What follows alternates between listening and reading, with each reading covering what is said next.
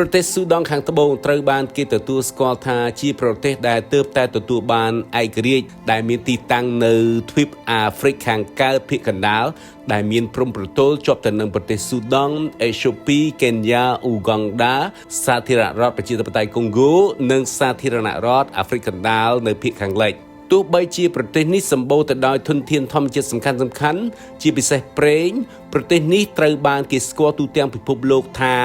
រឿងទាំងនេះគឺមិនមែនសម្រាប់សន្តិភាពនិងការអភិវឌ្ឍនោះឡើយសម្រាប់អំពើពុករលួយវិញគឺដល់កំពូលតែម្ដងយោងទៅតាមសន្ទុះនៃអំពើពុករលួយដែលហៅកាត់ថា CPI ដែលបានចេញផ្សាយនៅឆ្នាំ2025ប្រទេសស៊ូដង់ខាងត្បូងជាប់ចំណាត់ថ្នាក់ទី180ក្នុងចំណោមប្រទេស180ដែលធ្វើឲ្យខ្លួនក្លាយទៅជាប្រទេសដែលមានអំពើពុករលួយខ្ពស់បំផុតនៅក្នុងពិភពលោកចំណាត់ថ្នាក់នេះឆ្លុះបញ្ចាំងអំពីអំពើពុករលួយជាបន្តបន្ទាប់និងជាប្រព័ន្ធនៅក្នុងវិស័យសាធារណៈតែម្ដងជាការពិតអំពើពុករលួយនៅក្នុងប្រទេសស៊ូដង់ខាងត្បូងត្រូវបានបង្ហាញដោយករណីជាក់ស្ដែងនិងមានឯកសារច្បាស់លាស់នៅក្នុងឆ្នាំ2012លោកប្រធានាធិបតីស៊ីលវ៉ាគី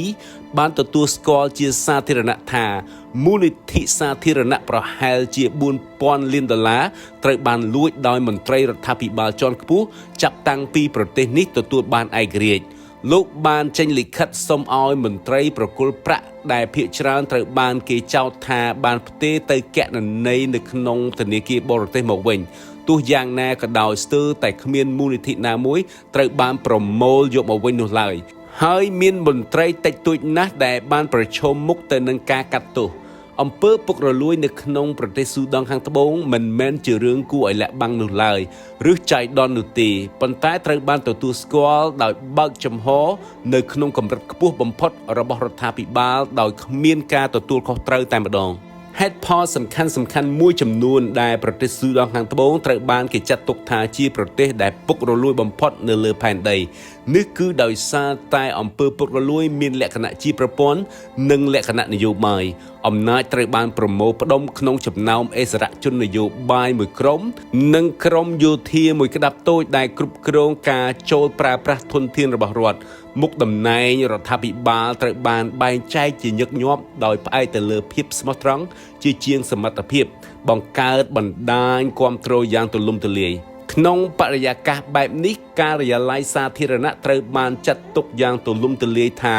ជាមធ្យោបាយនៃការពង្រឹងការឈរជើងផ្ទាល់ខ្លួនប្រកបភាពនៃអំពើពុករលួយនេះបានធ្វើឲ្យកំណែតម្រង់មានការពិបាកជាខ្លាំងព្រោះថាអ្នកដែលទទួលបានផលប្រយោជន៍ភាគច្រើនបំផុតពីប្រព័ន្ធអំពើពុករលួយនេះក៏ជាមនុស្សដែលកាន់អំណាចខ្ពស់បំផុតទៅតាមនឹងដែរប្រាក់ចំណូលដែលទទួលបានពីប្រេងបានធ្វើឲ្យមានអំពើពុករលួយកាន់តែខ្លាំង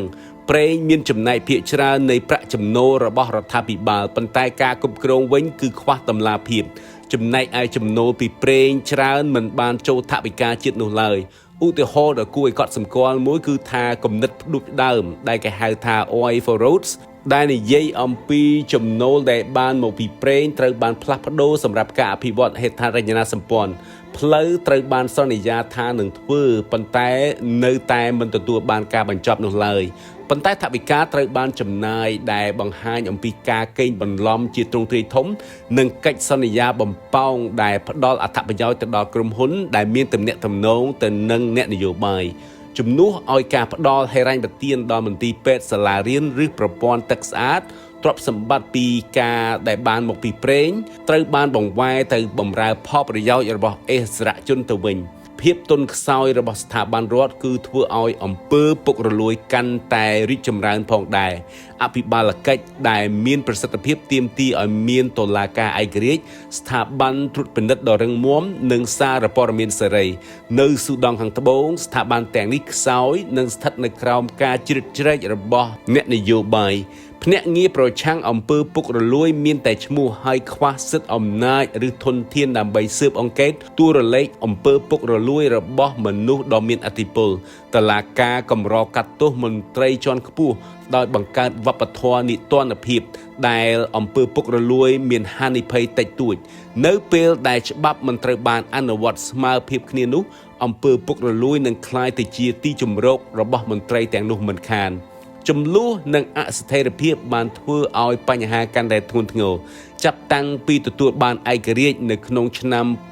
2011ស៊ូដង់ខាងត្បូងបានជួបប្រទះទៅនឹងសង្គ្រាមស៊ីវិលម្ដងហើយម្ដងទៀតនិងការប៉ះទង្គិចប្រដាប់អាវុធជាច្រើនដងផងដែរចំនួនបានធ្វើឲ្យមានការត្រួតពិនិត្យចុះខ្សោយនិងការបង្កើនឱកាសសម្រាប់អំពើពុករលួយជាពិសេសនៅក្នុងការចំណាយផ្នែកយោធានិងគ្រាអាសន្នមានរបាយការណ៍ដែលចងក្រងជាឯកសារថាករណីទាហានខ្មោចទាហានដែលមិនបានទទួលប្រាក់ខែ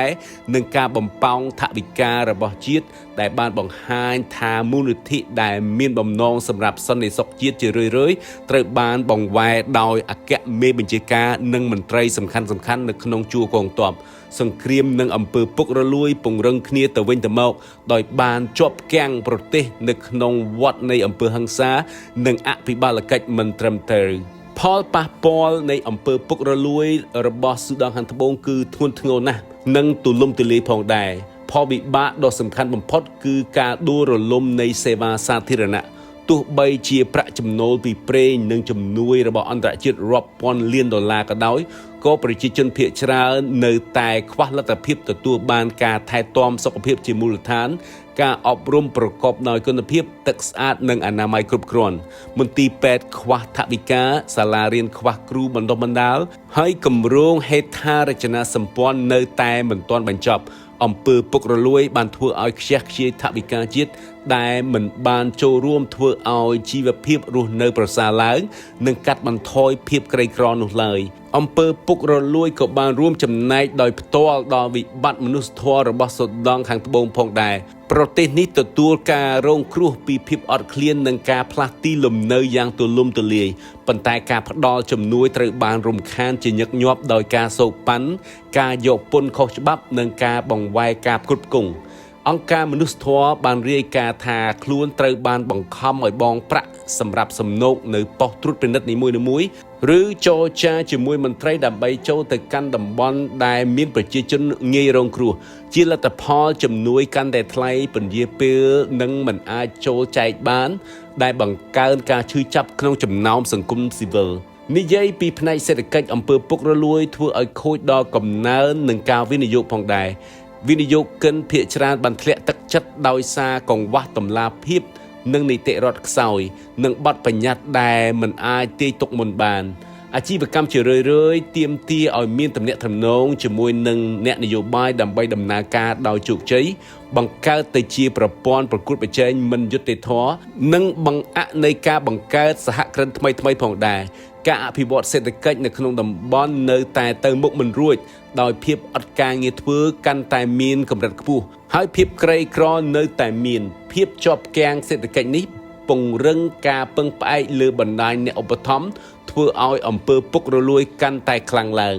អំពើពុករលួយក៏បានបំផ្លាញជំនឿនៅក្នុងសង្គមនិងឯកភាពជាតិផងដែរនៅពេលដែលប្រជាពលរដ្ឋមើលឃើញមេដឹកនាំរបស់ខ្លួនថាកំពុងតែពង្រឹងតែខ្លួនឯងគណៈពេលដែលខ្លួនកំពុងតែរងទុក្ខ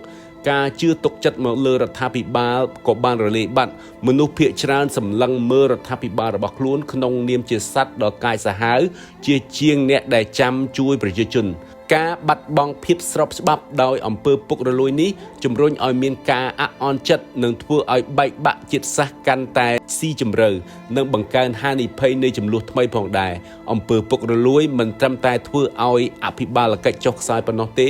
ថែមទាំងគំរាមកំហែងដល់សន្តិភាពនិងស្ថិរភាពយូរអង្វែងទៀតផងតាមការវិតម្លៃរបស់អង្គការអន្តរជាតិដែលហៅកាត់ថា CPI នេះប្រទេសស៊ូដង់ខាងត្បូងគឺមានពិន្ទុត្រឹមតែ8ក្នុងចំណោម100